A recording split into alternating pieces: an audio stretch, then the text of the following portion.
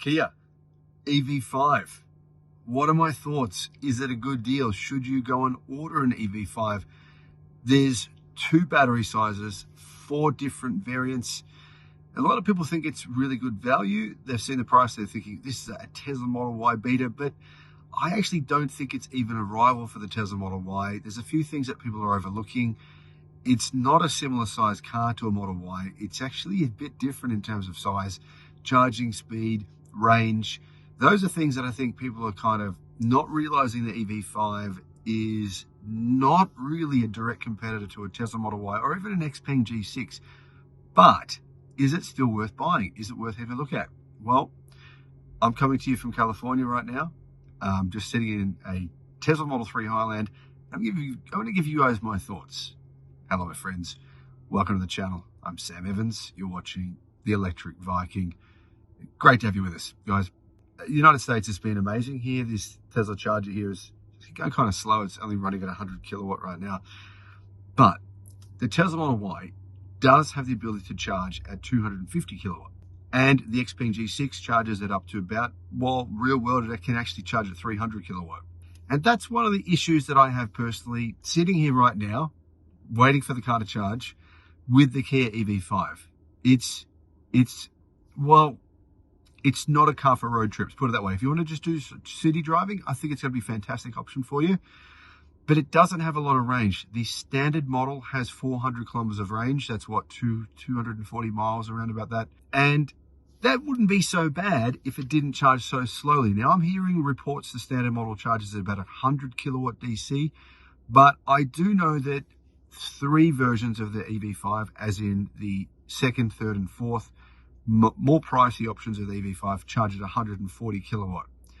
140 kilowatt charging speed I think is too slow for 2025. 2025, we're going to be looking at cars that, we've already seen the Zeekr 7X is coming to Australia. For example, that can charge at 580 kilowatt. And Kia's like, oh yeah, 140 kilowatt, 2025, that'll be fine because we'll just charge not much money. It's going to be cheap. It is cheap. Pricing starts at drive-away price $56,000 for the base model. That is obviously cheaper than the Tesla Model Y base model price. It's a similar price to an Xpeng G6 base model. Base model Xpeng G6 has a little bit more range. It's got 435 kilometers of range. The EV5 has 400 kilometers of range. Tesla Model Y base model has 455 kilometers of range. But that number I'm quoting for the Tesla Model Y is not really accurate because there's a new Tesla Model Y coming, of course, in January. Now, that's what the EV5 has to compete with. And that's where I think EV5 is going to have a little bit of an issue because the new Model Y would be better. I think the Xpeng G6 is actually better value as well, but I'll get to that in a minute. So 2 versions, right? 2 versions in terms of battery pack sizes, but 4 versions overall. The smaller battery, 64 kilowatt hour BYD blade battery. The bigger battery, 88 kilowatt hour BYD blade battery. Now, I should mention, I believe this car also has BYD's motors as well. And the motors, that's, in my opinion, a bit of a disappointment, but I'll get to that in a second. First of all, the battery pack sizes. Base model, 400 kilometers of range with that 64 kilowatt battery. Now, all 3 other versions of the EV5 have the 88 kilowatt hour battery, which is a big battery. You'd think you get a lot of range. And all 4 versions of this car have small wheels. The base model has an 18-inch wheel, so that means it should be optimized to get more range. But it also means you can't increase the range yourself. If you go and buy most EVs, you can get smaller wheels put on them and increase the range. Usually a 1-inch difference in circumference of your wheels. If you go down 1 inch, you'll increase your range by approximately 10%. That's the approximate number. So guys, if you own a Model 3 or Model Y, any car to be honest, and it's got 19, 20, 21 inch wheels, go down 1 inch, you'll get about 10% more range. Can't really do that with the EV5 base model because it already has 18-inch wheels. So smaller wheels. The long range version is probably better value. In fact, much better value. That has 555 kilometers of range, and that comes with the 88 kilowatt hour battery pack, but it's also front wheel drive. So the cheapest version, the 56,000 drive away version, front wheel drive, the long range version, front wheel drive as well. Now you can of course upgrade then and get all wheel drive. All wheel drive will decrease your range, but you're going to have more power. Then you're going to have 235 kilowatt in total of power. Base models, front wheel drive models, both models have 160 kilowatt of power. but they're pretty slow. They're some of the slowest EVs that I've seen released to market now for a very long time. Performance about 8.5 seconds to 9 seconds from 0 to 100. And I personally would have an issue with that. I don't think that's something that would interest me, but some people won't care. A lot of people won't care about that. They don't care about performance times, you know. But for me, one of the great things about driving an EV is being able to pull into traffic really quickly. Here in LA, you really want a bit of extra juice, a bit of extra power. There's often many times where you need that power. You've got to sometimes change 5 lanes, and then you've got to, you know, make it a sharp turn. And you need that little bit of juice to just push your head real quick and get into where you need to be.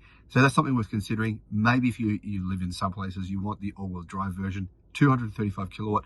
Seems strange though. I mean, for example, the XPeng G6 base model, Tesla Model Y, they have about that much power from just one motor.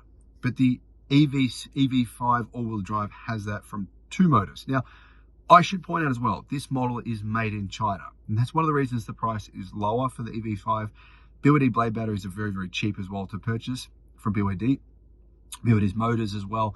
And being made in China means that obviously Kia can reduce the price. So getting on, the all-wheel drive long-range version of this car does come with some pretty good standard specifications. In fact, all models come with 2 12-inch screens, and then they have a little screen that has, you know, aircon, climate controls, etc.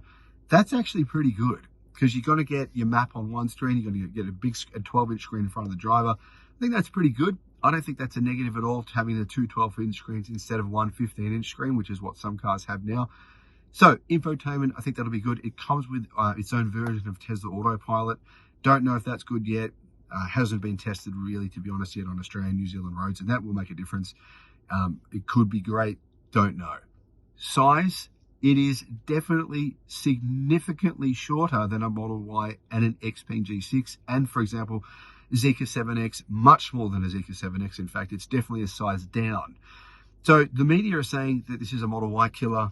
It's, to be honest, boot space looks significantly smaller than a Model Y, about 40% smaller. So it's worth keeping that in mind. The G6, XPeng G6 and the Model Y, they're around 4780, 4770 in terms of length, right? EV5 though is 4.6 meters long. So it's actually much, much shorter than an XPeng G6 and a Tesla Model Y, which for many people doesn't matter.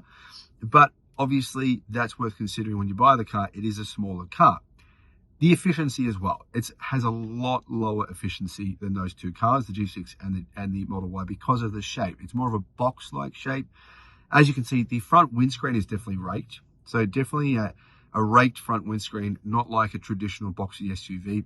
Obviously, Kia did that to try and improve the aerodynamics of the car a bit, but it's definitely much less efficient. I mean, miles less efficient.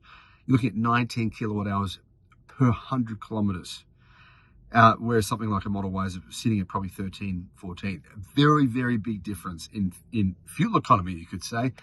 And so that is an issue you're going to have to consider if you're going to be doing a road trip. You're definitely going to get a lot more wind resistance with this boxy type shaped vehicle, which will lower your range. And then if you're doing a road trip and you only charge 141 kilowatt, yeah, it's really not a road trip type car unless you are willing to sit here like I am right now at a supercharger for pretty long periods of time.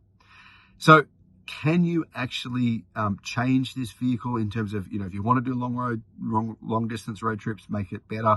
No, like I've suggested to people, reduce the size of wheels, etc. Well, I mean, not really. The 19-inch wheel model, you could put 18s on it. That would help a little bit. Ultimately, though, it's more of a city car, and it's going to be great for that purpose. Fantastic for that purpose.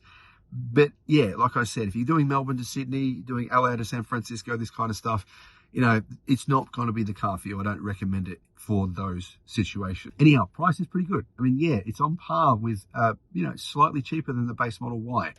Model Y price, remember, it's not drive away. You do have to pay an extra $1,000 delivery fee. There's an extra fee, $400 as well.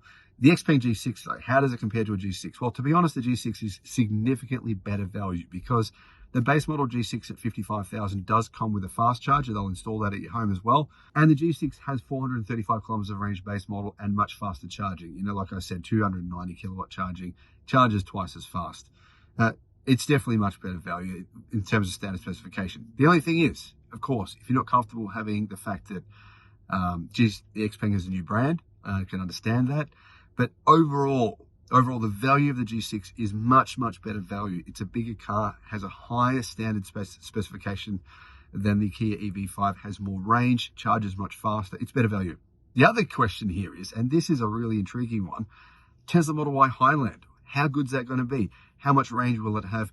It's unquestionably going to have much more range than an EV5. We know that for certain. We also know Kia, their range figures, they could be a little exaggerated. If you actually look at the size of the battery packs and then you work out the efficiency, it appears as though real world range for the EV5 would be much lower than what Kia is actually quoting. That's what, people have mentioned that. That's actually worth considering as well. But ultimately, we don't know what the Model Y is going to be, the new Highland version. If it does have a similar efficiency to the existing Model 3 Highland, which I'm driving right now, the Model 3 Highland is getting more range than Tesla quotes. More range than Tesla quotes in every test that I've seen so far. That's unusual because that's including mainly highway driving. So me driving this car, this Model 3 Highland, I have been getting more range than Tesla quotes. So the new Model Y could get that as well. The Xpeng G6 as well, the long range version of that is 60,000 drive away. That includes fast charger. Basically, the Xpeng G6 long range is nearly as cheap as the EV5 short range, has 170 kilometers more range, charges twice as fast. You get a free home charger installation, has probably a nicer interior. Yeah, EV5, great car. Definitely great for some people who, comfortable with the Kia brand. They want to stick with the Kia brand. They want to stick with what they know and understand.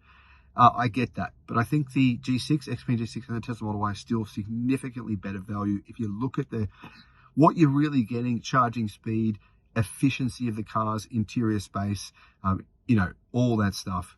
Those are my thoughts. But let me know what you guys think. Am I right? Am I wrong? Let me know in the comments, guys. Thanks for watching.